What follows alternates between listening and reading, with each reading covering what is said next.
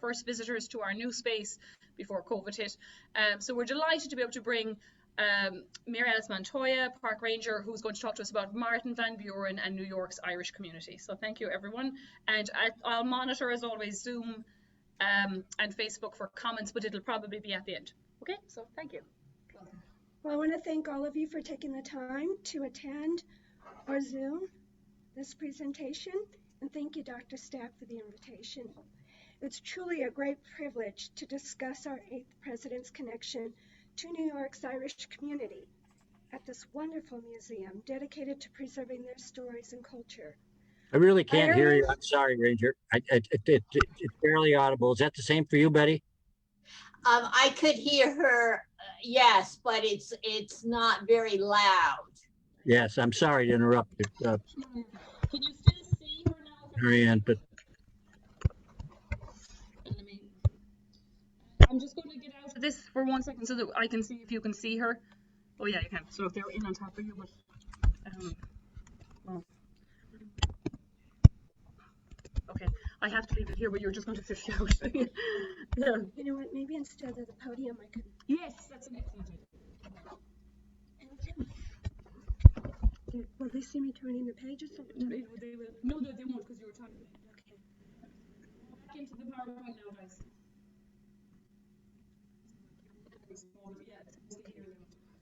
So I'll go on. As I was saying earlier, Ireland holds such a special place in my heart. When my spirit needs healing, I walk the Buren.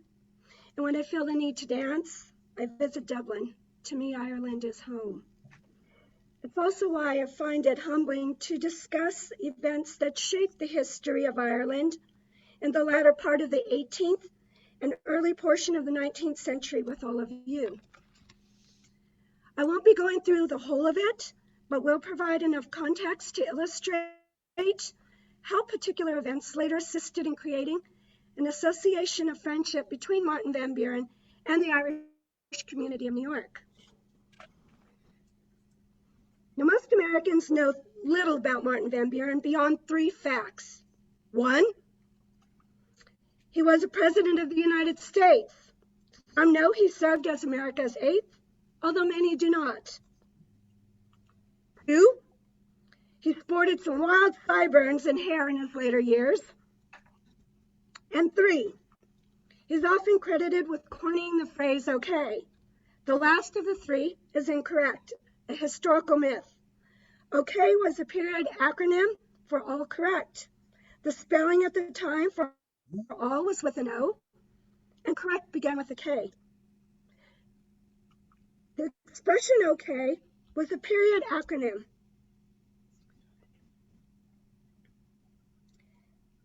And it seemed to have entered the American lexicon after being appropriated for Van Buren's 1840 re-election campaign with William Henry Harrison.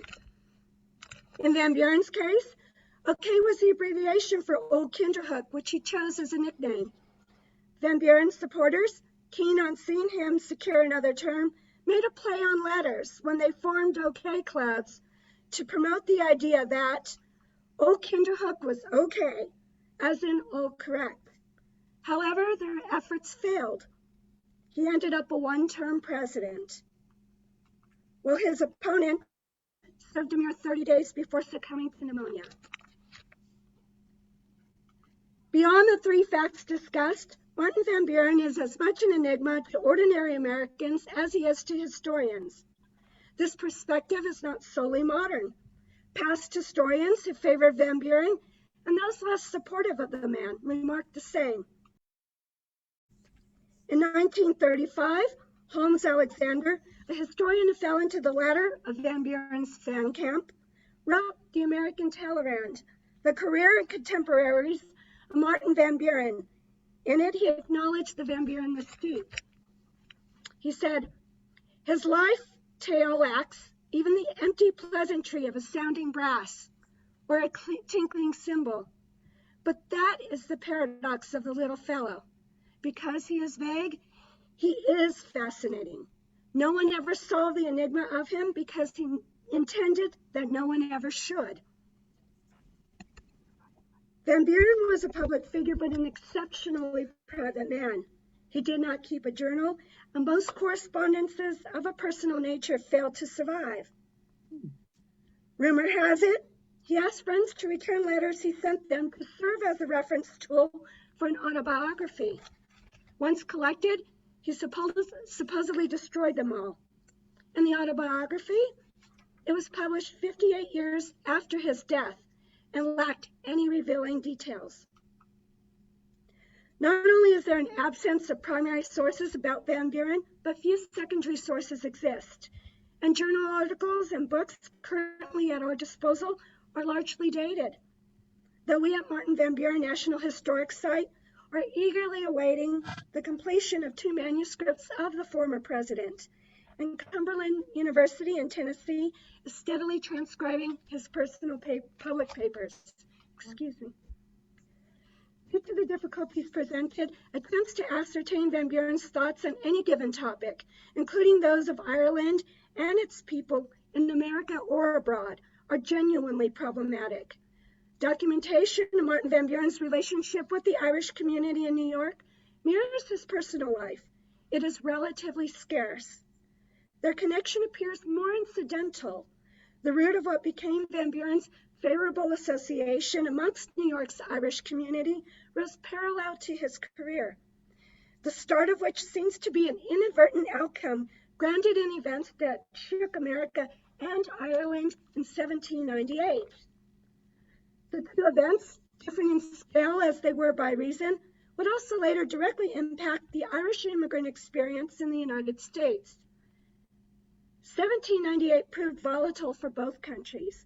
America began a 2-year undeclared war with France, and in Ireland, encouraged by the revolutions in France and America, the Society of United Irishmen launched their rising. Organized in 1791 in Belfast and Dublin respectively, groups popped up throughout Ireland as the Society's message of reform, equality, and inclusion spread. France's declaration of war on Britain in February 1793 placed the Society under governmental scrutiny. As it was French revolutionary ideology that helped inspire the Society's formation. By 1795, widespread governmental crackdowns on political groups forced a reorganization. The Society of United Irishmen moved from an ethos of passive resistance to becoming a well-ordered underground civilian military. Belfast leader Theobald Wolfe-Tone was forced into exile after he, and these are his words, had been guilty of a great offense against the existing government. This exile included 9 months in America with a visit to Philadelphia. The city had a large population of French and Irish immigrants and several active societies for newly arrived citizens. The Hibernian Society for the Relief of Immigrants from Ireland, established as early as 1790, carefully documented the arrival of fellow Irishmen to Philadelphia, providing us today with an estimated count throughout the 1790s of approximately 3,000 persons per year. The majority were Irish, Ireland's Northern Presbyterians, with Southern Catholics arriving in more significant numbers during the latter part of that period. Philadelphia's Hibernian Society was also instrumental in creating an American Society of United Irishmen in 1797, which spread to other cities, including Albany, New York. Tone ventured to Philadelphia to meet with the first French Republic minister plenipotentiary, Pierre Edet. Edet, a chemist turned politician to pay the bills, was sent to America to gain favor with the Republicans, whom his government viewed as pro-French, as opposed to the Federalists, whom they considered pro-British. The ratification of the Jay Treaty in 1794, an agreement of friendly commerce with Britain while France was warring with the nation, only strengthened France's beliefs about the American Federalists. Tone hoped for a meeting to enlighten France's minister on the United Irishmen's activities and Ireland's political situation. Edet listened, then requested Tone to write out all he disclosed. Tone referred to the document he produced for Edet as a, quote, memorial. In turn, that promised to apprise the French government of the letter's contents and offer some recommendations. 3 months later, the two met again, in which Tone pressed for the United Irishmen's need of military assistance from the French. Tone sailed to New York, from New York to France, on the first day of January 1796, after it had provided him with the appropriate letters required to obtain an in-country audience with French officials. Tone's journey to France was successful. 3 days before Christmas of 1796, the French Navy was near Montreal Bay, when plans to land changed by a storm that caused the loss of 12 ships and most aboard. By 1797, the British government increased efforts to contain the United Irishmen, following 2 naval mutinies pinned on the Society. They imprisoned Society leaders and worked vigorously to root out ammunition stores. The combination of imprisonments and potential loss of limited weaponry motivated the United Irishmen. They began their rising in May of 1798, though British forces suppressed the majority of it by mid-July. In late August of 1798, France again sent aid to the United Irishmen in the form of 1,000 soldiers. The small numbers supported forces, and their late arrival made altering the rising's course a near impossibility, ending with the surrender to Cornwallis's forces. Hundreds of captured United Irishmen who fought alongside French soldiers faced coordinated, non-judicial executions, with punishment by British forces extending to local citizenry. France sent a second contingent that October, but the Royal Navy intervened. A short-lasting battle ensued, during which Tone, aboard a French ship, was captured. He died in Dublin's Provost prison that November. To this day, his death remains suspect. Another rising, localized with a smaller force, was organized July 1803 by Robert Emmet. But the fighters could not take their objective, which was Dublin Castle. Emmet managed to elude authorities for a few weeks after the failed attempt before being captured. His life ended with an execution made to be an example for others. After Emmet's execution, only a small faction of Society members remained operative until their last skirmish with opposing forces in 1804. The United Irishmen's rising had reverberations across the Atlantic that affected the United States politics and policy for many years. The political effect on America seems to have begun with 20 United Irishmen imprisoned at Fort George in the Highlands of Scotland. The British government was willing to release them should they emigrate without ever returning to Ireland. The United States made their list. American Minister to Britain, Rufus King, a Federalist, protested against it, stating, "I certainly do not think they will be a desirable acquisition to any nation, but in none would they likely to prove more mischievous than in mine, wherefrom the sameness of language and similarity of laws and institutions, they have a greater opportunities of propagating their principles than in any other country." King's protest delayed the release by 4 years. The men were freed in 1802, only after a declaration of peace between France and Britain. The reactions of some former United Irishmen who emigrated to America after release also proved King's predictions of, quote, mischievous wrongdoings inaccurate. Several of the formerly imprisoned Irishmen settled in America and came to earn the respect of their new country. The American-born physician, George Cummins, settled in New York City and became active in Van Buren's Democratic Party.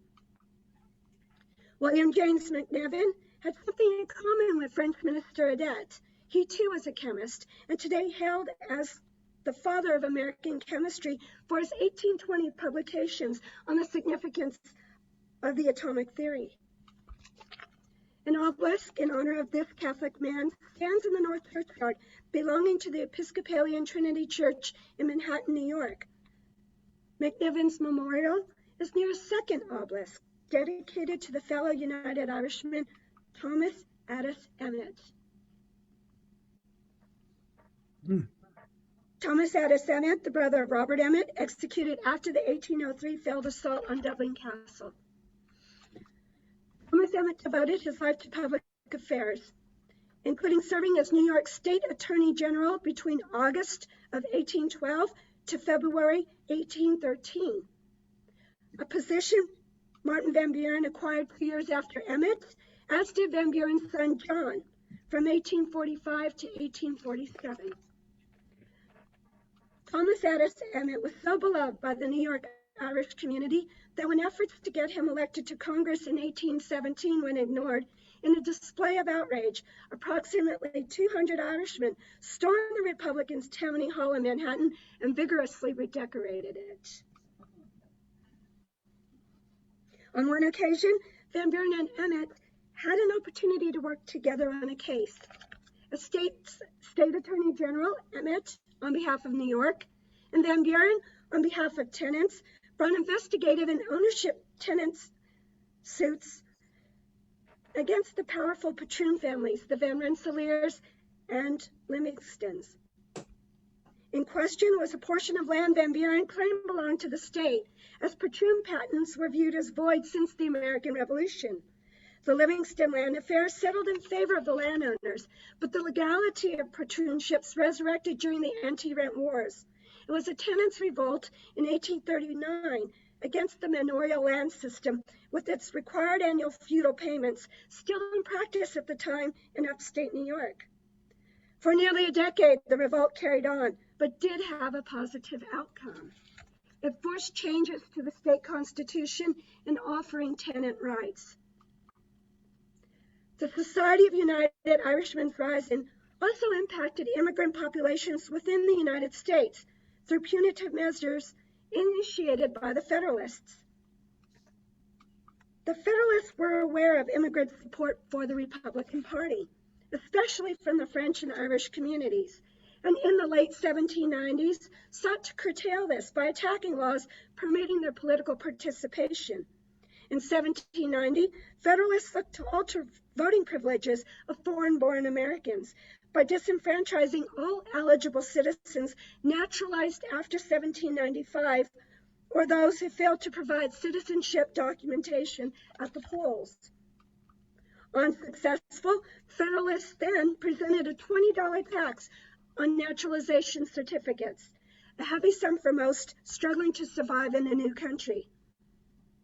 Bostonian Harrison Gray Otis defended the proposal in a 1798 speech that included the infamous quote, "I do not wish to invite hordes of wild Irishmen, nor the turbulent and disorderly parts of the world to come here with a view to disturb our tranquility after having succeeded in the overthrow of their own government."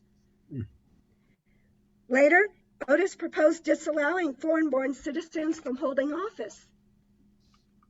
U.S. House of Representatives member Samuel Sewall, also from Massachusetts, specifically intended to prohibit from office naturalized citizens from Ireland. His justification was due to the, quote, "present destructive state of the country from whence they have immigrated," unquote. The Republicans prevailed, but only briefly. As America commenced a 2-year quasi-war with France over treaties, the Federalist Party, cognizant of France's military support to the United Irishmen, combined with the war, provided them with new arguments to restrict America's immigrant communities. They succeeded by implementing a series of acts in 4 parts. The Alien and Sedition Acts raised a host of constitutionality questions. However, presented as a means of deterring domestic espionage and violence, Republicans were left little room for rebuttal. The Naturalization Act moved the 5-year residency requirement before obtaining citizenship to a 14-year wait, and shifted the Declaration of Intention from 3 years to 5 years. The Alien Enemies Act permitted the deportation of all male citizens from a country America considered to be an enemy of war. Its counterpart, the Alien Friends Act, permitted the deportation of non-citizens suspected of plotting against the American government, even in a peacetime situation, while the Sedition Act silenced anyone with the threat of deportation, fines, or imprisonment, deemed making, quote, false, scandalous, or malicious criticisms, unquote, written or vocal, against government officials, including the President of the United States. Indirectly, the four acts appeared as a far-reaching Federalist attempt at impacting Republican power, as placing obstacles in the road to citizenship would ultimately decrease the numbers of votes favoring Republicans. By 1803, the Alien Friends Act and Sedition Act expired, and the Naturalization Act was repealed the year before. The Alien Enemies Act remains on the books today, though altered over time, including a change made in 1918, adding women to those the government can deport. In 1941, the American government employed this act against Italian, Japanese, and German citizens, and took the act further in 1942 by using it to justify the incarceration of Japanese Americans. In 1798 was also a turning point for the 15-year-old Martin Van Buren. It was the year he outed his party leanings and proved how much he was willing to risk for the sake of his political principles. Van Buren was completing a second year of a law apprenticeship under Kinderhook lawyer and Federalist Francis Sylvester, when Francis's father, Peter, succeeded in his re-election bid for the state Senate. Following the election, the Sylvesters and other Kinderhook Federalists pressured Van Buren to join their party. But Van Buren took his father and the man who frequented his father's tavern side. He stood behind the Republicans. Viewing the relationship tarnished, Van Buren left his apprenticeship under Francis Sylvester and resumed it with the Republican Van Ness family. Van Buren entered the law profession in 1803, just before his 21st birthday. 9 years later, he was already seeking to win a seat in the New York State Senate 1812 race. Van Buren remained faithful to the party and its platform throughout the race, expressing support for President Madison and a possible war with Britain. To connect with the populace, the case he worked on in tandem with Thomas Addis Emmet, known as the Livingston Affair, was held up as an example of Van Buren being a champion of the working man. His loyalty to the president, party, and the working population of New York assisted his win against Livingston. Weeks later, Van Buren took his seat, and Britain's Second War with America began. States in close proximity to the Canadian border, such as New York, were vulnerable to attack. This fact makes it easy to assume that state leaders would unanimously support the war for protection alone, but this was not the case. Fear of the war's potential financial impact caused Federalists and some Northern Republicans to oppose it. A few even raised the idea of secession from the Union. With the presidential election looming and a pro-war James Madison as the incumbent, Federalists sought an anti-war Republican to run against Madison. They found one in DeWitt Clinton.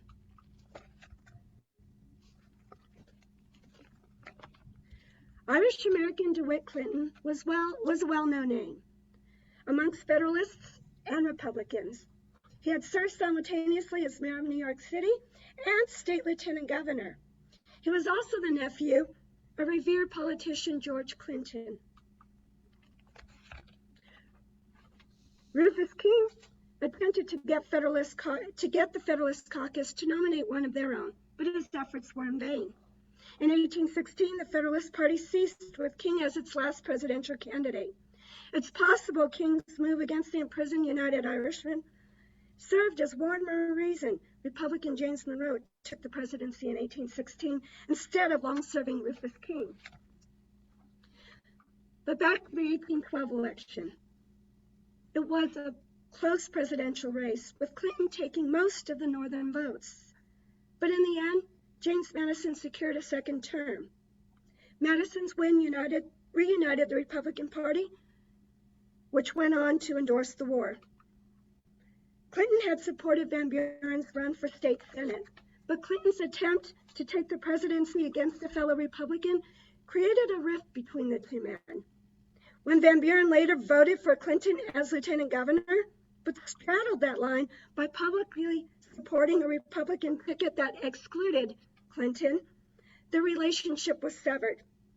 Evidence of their mutual animosity appears later in the unfavorable names they bestowed upon each other. Van Buren dubbed Clinton as Magnus Apollo, while Clinton professed Van Buren to be an arched scoundrel and a confirmed knave. Though when Clinton passed away in February 1828, his eulogy was delivered by Martin Van Buren. It was said to be eloquent and without indication of a strange personal history. A second war with Britain, when America had just begun to gain its footing as a new nation, stressed the limits of this new democracy. However, the War of 1812 did allow Irishmen to prove devotion to their newly adopted country through voluntary service. Their enlistment into ranks was a brave gamble. Irish citizens were considered by birth to be the subjects of the crown. Therefore, the British government viewed Irishmen fighting on behalf of America as traitors. If captured, they would be tried for treason and face a terrible consequence. The possibility of capture did not deter their enlistment, with some joining Irish-specific units. Albany merchant James Mayer organized the Albany Volunteers, affectionately known as the Irish Greens. The company went on to make a name for itself during the war after the successful taking of Little York, which is now Toronto. In 1829, Governor Van Buren rewarded Mayer for his service by appointing him as New York State Librarian, a position he held just over a decade, while simultaneously serving as alderman of Albany's South End 4th Ward. Americans were happy to see the conclusion of the war, but the post-war years were financially unstable. In 1816, a charter for the Second Bank of the United States was authorized. Situated in Philadelphia, the Second Bank of the U.S. was intended to help restore financial order. One of the bank's responsibilities was to regulate public credit by private banks. The privileges associated with regulating them enabled the Bank of the United States to dominate state chartered banks. Concern, as Philadelphia Stock Exchange at the time was also the financial center of the country. Nevertheless, New York was successfully surpassing Philadelphia in the commercial import and export business. The New York Stock and Exchange Board was created in 1817 to wrest additional financial superiority away from Philadelphia. 1817 was also the year DeWitt Clinton ran for the governorship on plans for a canal. The project promised the bringing of jobs to New York and an increase in state revenue once completed. Van Buren opposed governmental projects, viewing them as potential for corruption. It took time for him to support the canal project, but he eventually realized its potential. On April 14, 1817, his speech was the catalyst needed to move others holding similar views about government-sponsored projects to vote in favor of passing a bill to begin construction. Van Buren stated the canal would, quote, raise the state to the highest possible pitch of fame and grandeur, unquote. His vision proved correct. The creation of the New York Stock and Exchange, along with money generated after the completion of the Erie Canal in 1825, significantly assisted in making New York the financial powerhouse of the nation. The canal's construction also offered much-needed employment to newly arrived immigrants. Word of available jobs spread, drawing many to upstate New York. In total, the canal project ended up employing approximately 3,000 Irishmen. Many who helped build the canal remained in the area long after the work subsided and left an enduring legacy still visible today. In cities such as Troy and Albany, reminders appear in the neighborhoods established during and after construction of the canal. Their legacy continues to stand out in the architecture, beautiful churches built or enhanced through their financial sacrifices. Martin Van Buren made a small financial contribution to that legacy in October 1820 by donating $50 to assist with the $12,000 needed to build the second St. Mary's Church in Albany. It was not his first donation on behalf of New York's Irish community. A very kind letter exists dated 29 October 1841, written by the esteemed Robert Hogan, president of the Irish Emigrant Society, thanking him for a donation of $10. Lastly, it remains in the names descending from the love they found, and the marriages started. At this time, 1820, a professional connection between the Irish community in New York and Martin Van Buren begins to emerge.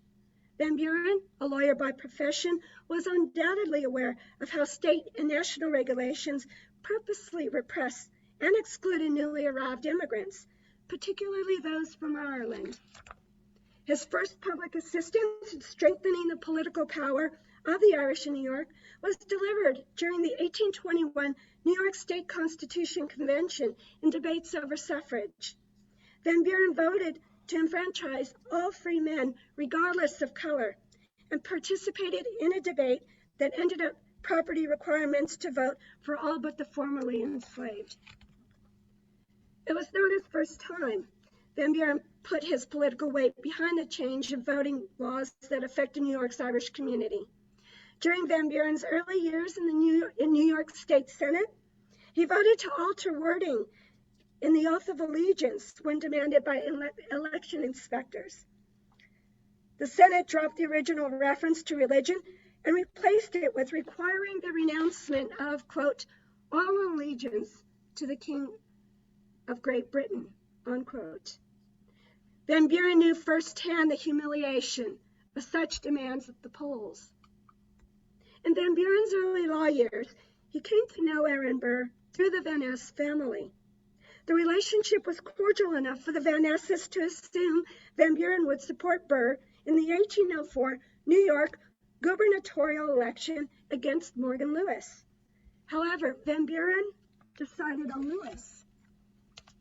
Van Buren's choice seemed to cause a reliving of the Sylvester incident, only this time, the Van Nesses attempted to sway his opinion. Van Buren refused to betray his ethics, and in turn, another friendship ended. When Van Buren went to the polls to cast his vote, the two wealthiest men south of Albany, Peter Van Ness and Peter Van Schack, and Van Schack's son Peter, stepped forward to challenge his vote. The inspectors did not demand the oath, but Van Buren states in his autobiography that he, quote, was compelled to take the oath prescribed by law, unquote, describing the incident as an indignity. Incidents questioning Van Buren's party loyalties, along with the presidential race involving two Republicans between Madison and DeWitt Clinton, convinced Van Buren that the nation needed a two-party political system. Several years before, he had organized his Republican mates to form the Bucktails, taking the name after the early symbol for Tammany Hall, the tail of a buck. They remained strong from 1818 to 1826. His Bucktails did an outstanding job establishing themselves as a powerful unit during debates at the 1821 New York State Constitutional Convention. 1821 was also the year Martin Van Buren moved from the New York to U.S. Senate after his win over Clintonian man Nathan Sanford. His concern at the time was his Bucktails would lose control over New York politics. Van Buren had little to fear. The organization grew exponentially after the convention. With coordination from Martin Van Buren, Albany Republican politicians created a more contained and powerful organization under a different name. Now, which sounds more like a joke to you? Holy Alliance or Albany Regency? Van Buren chose the Holy Alliance. The Albany Regency was bestowed upon them by their detractors, but that was a name that stuck. The Albany Regency went on to dominate New York politics from 1822 until 1838. Once in Washington, Van Buren worked to create a northern and southern alliance between New York and Virginia. His success at creating such an alliance set the trajectory of his career, primarily aided by the controversial former soldier whose parents called Bonnie before Antrim their home sometime before immigrating to America. That man was Andrew Jackson. The 1828 presidential election between John Quincy Adams and Andrew Jackson was contentious. Attacks were made against the candidates and their supporters. New York's Irish community threw their support toward Jackson. Newspapers favoring Adams took to nativist posturing by suggesting only American-born should be permitted the vote, and stereotyped Irish citizens. When DeWitt Clinton suddenly died in 1828, Van Buren reluctantly accepted the run for the president and for the governorship, viewing it as an opportunity to secure Jackson's win for the presidency. Van Buren also sent out letters describing his vision of factions throughout the country joining together. This suggestion, amongst other maneuvers, ultimately helped birth the Democratic Party, and in turn, secured Jackson's win.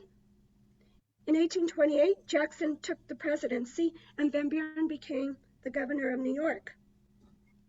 The highest numbers cast in favor of Van Buren came out of Albany's 4th Ward, home to the large population of Irish Americans, whose alderman was the former captain of the Irish Greens, James Mayer. In that same year, abroad, Daniel O'Connell won the election for a seat at Westminster, but his Catholicism prohibited him from being a sitting member. The following year, O'Connell's efforts and ultimate success in having the Catholic Emancipation Act passed in 1829 were noted in the Albany Argus, a paper Van Buren held shares. For years, the newspaper would become known as a supporter of New York's Irish Catholics. 3 months after becoming governor of New York, Van Buren resigned to accept the position as Jackson's Secretary of State. When Jackson had a falling out with his vice president, John C. Calhoun, both pictures are of Calhoun, he needed a cabinet reshuffle. Jackson saw to the ambitions of Kinderhook's politician by accepting his resignation as Secretary of State and appointed him Minister to Britain. O'Connell's repeal movement had begun before Van Buren arrived in London. Documentation on Van Buren's feelings about the movement during his time as Minister to Britain is non-existent. However, the September 25, 1843 edition of the New York Evening Post included a letter of invitation to Van Buren to attend a July 4th dinner from a repeal committee in Midville, New York. A portion of the invitation read, "For the purpose of devising such measures as may be deemed more suitable and adapted to further the purpose of holy interest which they have at heart, and properly demonstrate their deep sympathy with their suffering brethren of Aaron's Green Isle." Van Buren's letter declining the invitation is both lengthy and beautiful. In it, he acknowledges the struggle of Ireland to be free, equating it with America's struggle for its own freedom. The portion of his reply provides a strong indication of sentiments expressed in the letter. He wrote, "The zeal and fidelity from which the great body of immigrants from Ireland has sustained the Republican principles upon which the government of the United States is based, as well in war as in peace, are too well known to require example or illustration. The blood of Irishmen was freely shed in the struggle for independence, as well as in our succeeding efforts to maintain it inviolate. And among the most illustrious martyrs to our freedom will be found the names of not a few generous sons of Ireland.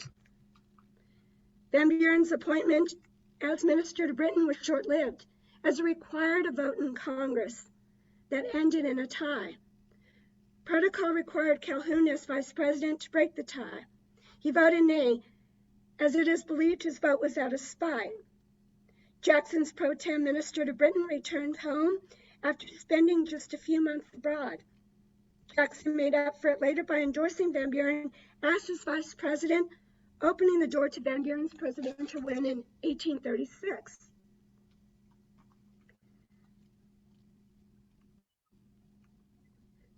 During the 1835 St. Patrick's Day celebration, hosted by the Hibernian Providence Society of New York, they toasted Van Buren, who was at that time in campaign mode, referring to him as the favorite son of our flourishing state. His talents, patriotism, and attachment to our common country calls forth our unqualified approbation.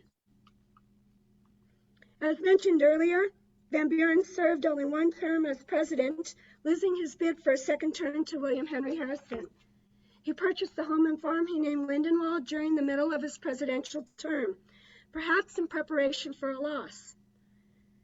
After his chances of being reelected vanished, he sought to be near those who knew and loved him. Van Buren made the rounds in New York, giving thanks to his loyal supporters, then in 1841 retreated to his beloved Lindenwold, just outside the village where he spent his childhood in Kinderhook, New York.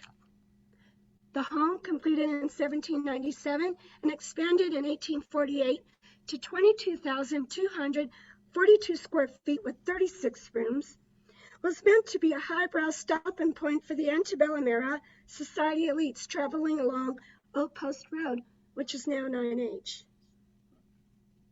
At that time, it was the main thoroughfare between Manhattan and Albany. A stately home required staff to keep up appearances. Martin Van Buren turned to the wives of friends to locate domestic help. His staff usually consisted of 6 to 8 young women. The domestic staff was overseen usually by either his daughters-in-law or niece, who often came for extended visits, as he became widowed 12 years after marriage. The domestic staff were mainly from Ireland. As these were the years, many of the nation's young emigrated to America to financially assist their families back home suffering during the Great Hunger. Van Buren took possession of Lindenwold 1 year after the 1840 census, leaving us without documentation of how many Irish-born women were first on staff or how long they remained under his employment. A letter transcribed by a former colleague, written by Martin Van Buren Jr. in 1841, allows us to infer Van Buren did have some Irish-born domestics on staff when his family moved into Lindenwold. The letter describes the chatter of women as they carried out tasks in the kitchen below the floor of the home. The Irish servants keep such talk in the kitchen under me as the British ministers being sent for and the necessity of giving 6 months' notice in case of a war that I must adjourn up higher, unquote. The pictures that you will see next are pictures of the home as we show it today to visitors. The 1850 census documents show 4 women from Ireland serving in the home, with 2 having the last name of O'Connor. Perhaps they were related. If so, it begs the question of how they were related, as they had a 22-year age difference between them. In 1855, a state census again shows 4 women from Ireland employed at Lindenwold, though all 4 carry different names than those who appeared in the census 5 years previous. One Irish domestic listed is Margaret Kelly. The same census also lists 2 American women serving as domestics at Lindenwold named Catherine and Mary Kelly. The 3 women may have been related, If so, it would be a strong example of Irish Americans hired for the same position as Irish-born, and how Americans assisted their emigrating family members. The example of the check issued to Catherine Kelly and signed by Martin Van Buren indicates Lindenwold domestics earned approximately the same wage as those employed by their middle-class family in New York. Nevertheless, Van Buren struggled with staff retention. It was not due to unkindness on his part. An example of respect for staff members is noted in a sweet porcelain figurine that is part of our collection. It's a Staffordshire porcelain figurine of a small dog. The curatorial staff believes it may have been part of a pair that somehow became separated. Catherine, with a C or a K, Kiki, appears in our records with her birthplace as Ireland, though her obituary stated that her birthplace was Liverpool. This is understandable as many moved from Dublin to or through Liverpool before immigrating elsewhere. Census and additional records have her listed as the staff member from 1850 to 1857, leaving Lindenwold after marriage. Her descendants donated the figurine to the site with the story that Catherine admired the little porcelain dog. Van Buren, taking notice, offered it to her as a gift. His problem with high turnover may have been due to a combination of factors that made long-term employment at Lindenwold difficult. And these were the stairs that they would have taken to go from the basement to the bedrooms and the other floors. These women were young. Surely they wanted to have lives outside the home. And the size of the staff meant a near 24/7 schedule. That limited their opportunities for social activities outside of work. Domestics assisted the cook, served and cleaned up after meals. They cleaned and prepared rooms, assisted in dressing those in the home, and tended to their additional needs. The laundress cared for the clothing of Van Buren and 1 to 4 of his sons living there at any given time. In addition, the laundress washed and ironed clothing for his sons' wives and children and guests and staff, not to mention the bed linens, towels, napkins, handkerchiefs, and much more. They were also responsible for mixing chemicals for brightening and starching and making soap. It was a dangerous task that had the potential to permanently injure a person. The location of the home also isolated the young women. Kinderhook today is in a rural area. Think of what it must have been like for the women on staff between 1841 to 1862. It is not inaccurate to assume that some may have wanted marriage and children. Where and how would they be able to meet a nice Irish boy in such a rural place? When the mills went up, it did offer them slightly more opportunities to find such a match.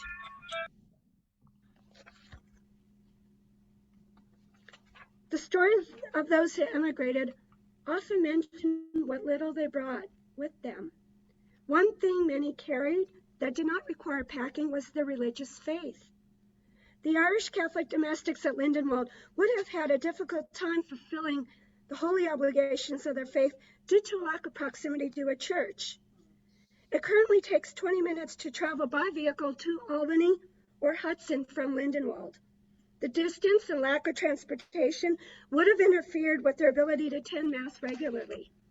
The reasons explained and undoubtedly more that are unknown may have been why domestics at Lindenwold did not remain long-term. Unfortunately, documentation of their experiences at Lindenwold is unavailable. It was not that they were illiterate. Federal census records in 1850 and 1860 included literacy rates for anyone over 20. Our records indicate that out of the domestics from Ireland, 7 could read and write, 2 could not, and the literacy abilities of 5 more are unknown. This lack of documentation makes one wonder about their impressions of the family and guests staying with Van Buren, particularly those from the South.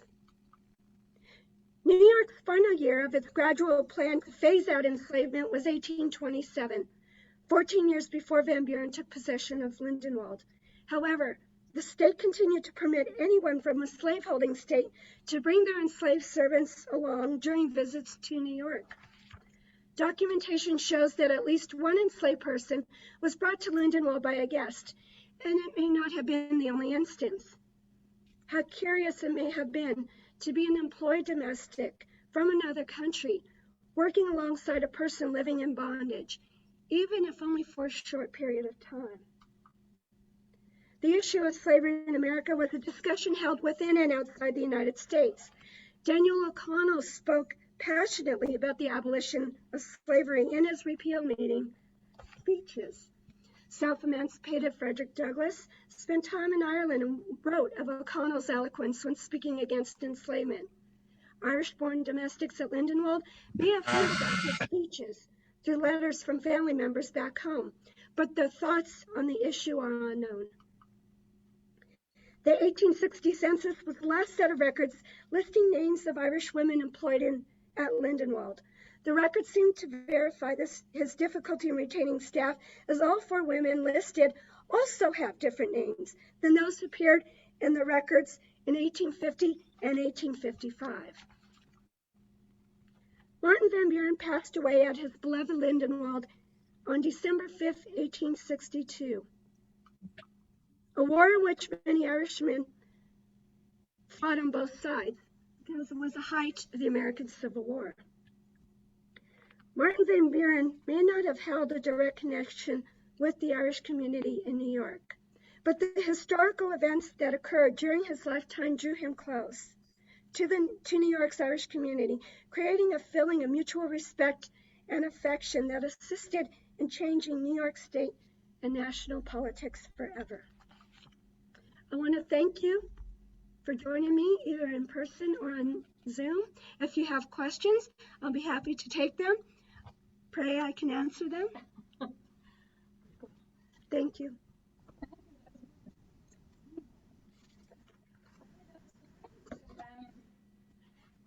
My God, very interesting and very talking.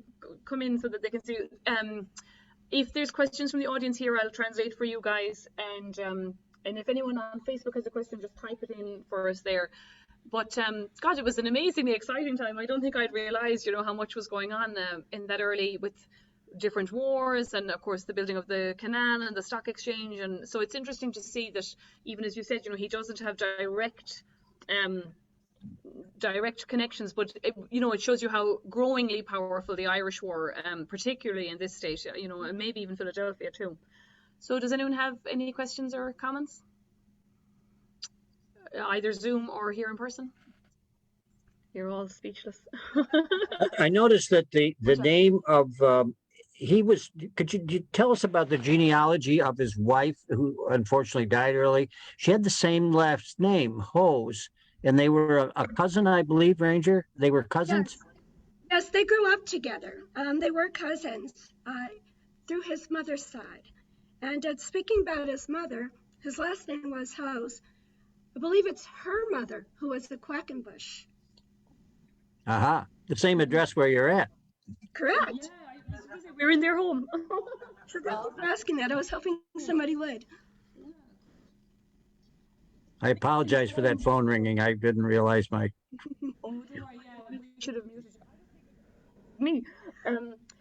I think it's amazing how diverse, the area was, particularly in New York State. We tend, I think, to think of them, the Dutch, especially here in Albany, but there is a growing diversity, happening. And so it's good that they kind of clicked into that they would need to keep those voters on side. Paula, yeah. We have a question here in the audience, so I'll repeat it for you. Van Buren family have a farm there or raise cattle? I got to repeat the question for that. So the question was, did the Van Buren family have a farm or raise cattle, or what were they doing? Mm-hmm. Well, when Van Buren bought Lindenwold, it was a house and farm, and he named it Lindenwold collectively. Pardon me. But he grew up in a blended family. His mother was actually married before. She had 2 sons, and her first husband passed. That was Van Allen. The Van Allen family is still in Kinderhook. And then she remarried Van Buren, Abraham Van Buren. He was a tavern owner and had a very small farm, not even a farm really. It was just a large plot, for subsistence. He was probably what we would consider lower middling class. They were not poor. He mentioned that his father did not have riches, you want to say. He didn't say it that way, but his father did have 6 enslaved people. He grew up alongside them. And it's my argument in my other talks at the site that experience is what formed his understanding of enslavement, both in the North, and his ability to be able to connect with Southerners, to create that alliance that eventually assisted Jackson and him.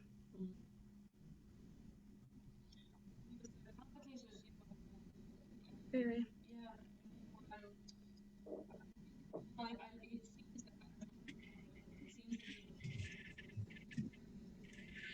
Sort of too, yeah. And I love that he worked with Thomas or against Thomas Edison. Yes, he did. He worked with him Yeah. with that. And that particular court case, as I mentioned in my talk, because it was on behalf of tenants, working class men, that this long-term anti-rent war that came later on, once it ended, and then he ran for the state senate, it really helped establish him as a working man's man. Even though he had high hopes to be wealthy and was, doing well, but again, he grew up in a lower middling class family. He was also very politically astute and knew he would need them. And enfranchising all freemen and helping to remove the property requirement, he knew would draw more to vote for Republicans. Yes, very much. How long did the family stay there before in the home before it became government property?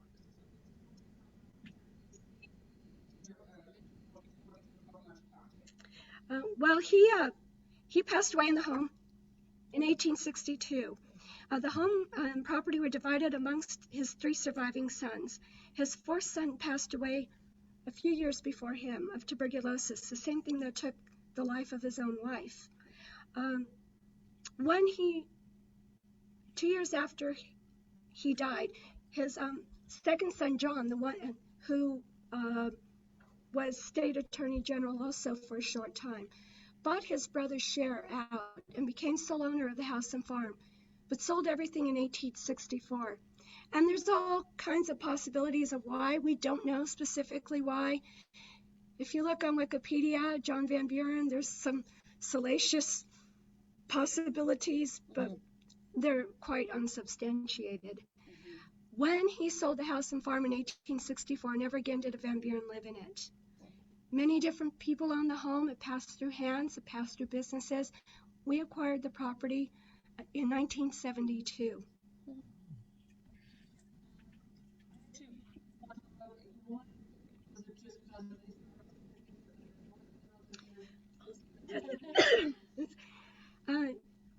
Linden Wall became a National Historical Site, not just because it was a home that belonged to a former president, and not because it's beautiful, but because of one specific event that took place in that beautiful hall, which I showed a picture of.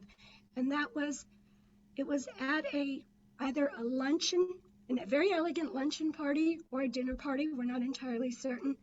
But that is when Van Buren formally announced his willingness to run for the candidacy as the Free Soil Party candidate. And this was incredibly significant because this was the man who created the Democratic Party, helped create it. Largely it was his doing. He steps aside to run as a third-party candidate against the party that helped him get in office the first time, the party that he helped create, knowing he was probably going to lose. And he ran anyway.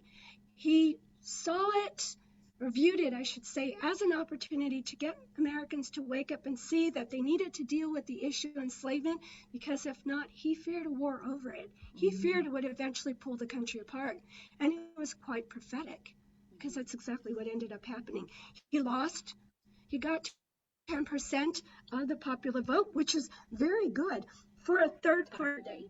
Yeah. The next time you see a third party candidate run was to the Republican Party, which did win, and that was Abraham Lincoln.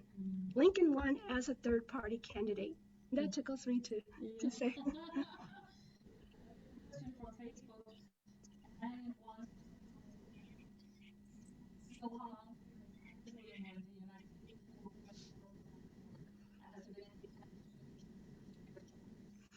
There's been some significant research into who these women were with the names that we have. But it's mainly through census records, a few through passenger lists, but not many. So basically what we have is their arrival, the time that they remained at Lindenwold, and the year around when they may have left, and know very little of what happened to any of them afterward, except for Catherine Kickie, and that's only because it was her family who donated the little dog, and she was interviewed in her later years by her local newspaper, and that comes in. So there's little bits and pieces, but largely they came unknown and they left unknown. So there are no records of journals of staff or No, unfortunately, no. The Van Burens did not keep records, and the house trustees, yes. And that's a great question. That's one of the sad things about these women. They did live kind of nameless, faceless lives, a lot of them, until they leave and get married. And I think that in one way that's kind of hopefully uplifting that, they're in there for a couple of years and then either they meet someone or they go back to New York City to get a job in a busier house or a busier town, but these women don't obviously stay as mates when they so it might have been that, it was Ed. Correct. With the Kelly women that were related. Yeah. It's quite possible. Yeah. What does Lindenwold mean? What does Lindenwold? When he purchased the home, if you go today, there's locust trees. Of course, those black locust trees were not the same ones dating back to his time, but there are many there. And he was going to name it with some derivative of locust, but apparently James Fenimore Cooper had produced a book, and locust was in the name of the book, and so his son kind of made fun of him and said, no, that's not it. And there were some linden trees around, so he named it Lindenwold. Linden for the trees, wald for woods.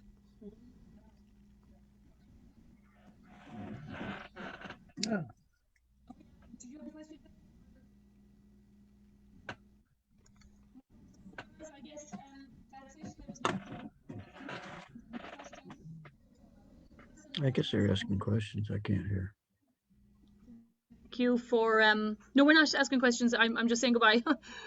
So we'll finish up here. We're back on the 2nd with Padraig O'Connor, I think I keep forgetting his name, he's doing Irish language speakers in Philadelphia. So that's June 2nd was our next talk. And says that they have the same problem at the Merchants House Museum because they only have census records and the researching servants is impossible. So thank you, everyone. I'm delighted we were able to do this. As they say, it's a little bit difficult doing the hybrid, but we managed it. And I think this worked better showing the Facebook or the slideshow through Zoom and Facebook rather than focusing, unfortunately, on our lovely speaker. But I want to thank Park Ranger Maryalice Montaya, and we'll be back, as I say, on June 2nd. So thank you, everyone, and have a good night.